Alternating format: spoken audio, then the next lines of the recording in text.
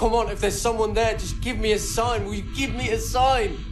I know there's someone there. Just give me a sign. Ooh, Black Mirror Bandersnatch is the latest Netflix obsession, guys. This new interactive film has the internet going crazy.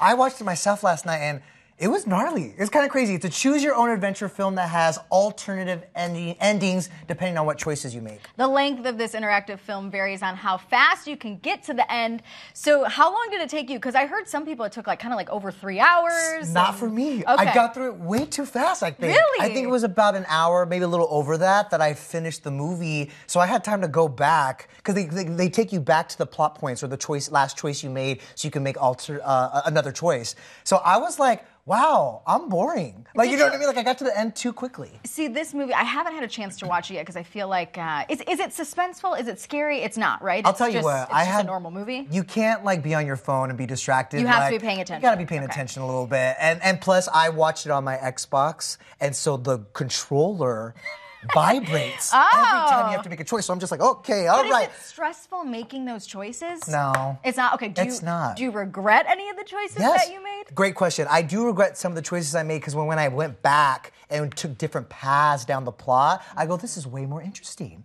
You know what I mean? Like I said, my movie experience ended a little too quickly, and there's some other gnarly, ridiculous stuff that happens based on the other choices. See, to me, my biggest question is how many different ways can you go? Because if you choose one, but then don't choose another, and then choose another, I feel like it could be. Oh, you're right. I played unlimited options. I played for another 45 minutes. Oh no, you got too much time on your hands. Well, listen, guys, we're not the only ones who want to talk about it. Joining us now to talk all things Bandersnatch is senior editorial producer for Collider, Perry Nemiroff. Perry, okay, I got to ask you what you thought of this film, because I feel like as a critic, it's kind of hard to critique it. You know what I mean? Because there's just it's a different experience for you. You're almost critiquing yourself because you made the choices.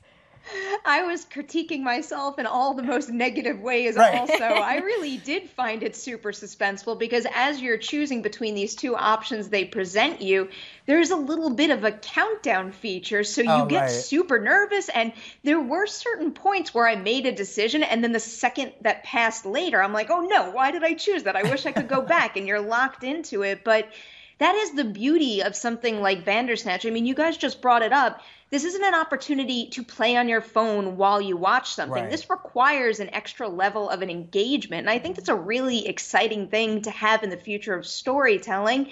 Overall, though, in assessing the story, I can't say that I'll put it on the same level as far as how I felt in the end to other Black Mirror episodes, especially when you consider something like, let's say, San Junipero, which is such an emotional experience, and you walk away from it feeling really full. And I think the word I would use to describe how I felt after watching Bandersnatch is just a little empty, and I think it might be because of how I like to compartmentalize everything, where we're kind of trained in a way to want specific canons, specific rules, and to know exactly what happened. And when you walk away from Bandersnatch, there's a good chance you're going to walk away having experienced multiple endings. So what is the truth?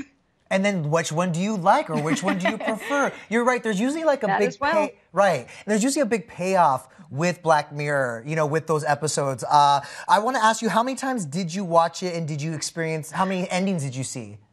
I was probably watching, I would say, for something like 3.5 hours total. Whoa. I got to 4 endings, and I know that the official statement from Netflix says that there's 5 main endings, but then you could go out and you could read a whole bunch of interviews with the folks behind the film and the experience, like Charlie Brooker, of course, and David Slade, also the director, and they won't quite confirm a specific number, because even if there are those 5 main endings, there are also variations on those endings. So who knows how many different paths really exist. And in some interviews, they even said that there's certain things they shot. I believe there's something like 5 hours of footage total, and there's certain things they shot that maybe some people out there will never, ever find. And didn't they say that for themselves, too? I mean, there's some stuff that maybe they can't even get back to, you know what I mean, in the film? Yeah, and that's... It's exciting, but it's so frustrating to me, because I can't believe how much time I've already put into it, and it still doesn't even feel like enough. And when you think about all of the potential that's there for a format like this, it's really incredible. And then also when you think about it on the flip side for a company like Netflix, a company that started out as a data company first and foremost, now all of a sudden it's got its users engaging with this creative content in ways that they never had before. So in figuring out what paths you take in this story, perhaps that could give them additional data in terms of what its subscription base wants to see in content, just in terms of genre. Perry, you mentioned like users engaging like never before. Do you think like this interactive movie is going to be the new trend, and like maybe are other platforms other than Netflix going to start doing this? I'm sure you're well aware of this, but Netflix doesn't like to release a whole lot of data in terms of how many people watch their content. And in this specific case, I am just dying to know how many actually tuned in when Bandersnatch dropped. And specifically, I would guess how long people actually stayed engaged for. I think that's one of the biggest questions. But assuming it was a really big success, this is a storytelling format with new technology built into it that we can't let just waste away. There is so much potential here that I'm really hoping, and I do suspect that one, Black Mirror will tap into again, and I think a lot of other streaming services, and who knows? I mean, back in the past, I believe it was Final Destination 3. If you own that, there was a choose your own ending component to that. So it's not like this is a brand new concept by any means, but now that we have this really interesting technology that can make you feel like you're playing along and a little more immersed than we ever have been able to feel before, we've got to keep this going. It's something, you know what, time will tell if it's more than just a gimmick, but it was really kind of awesome to have that agency, you know what I mean, in experiencing something like Black Mirror. So. You guys have got me hooked. I know what I'm doing tonight now. Thank you so much for joining us, Perry. Thank you. Thank you, guys.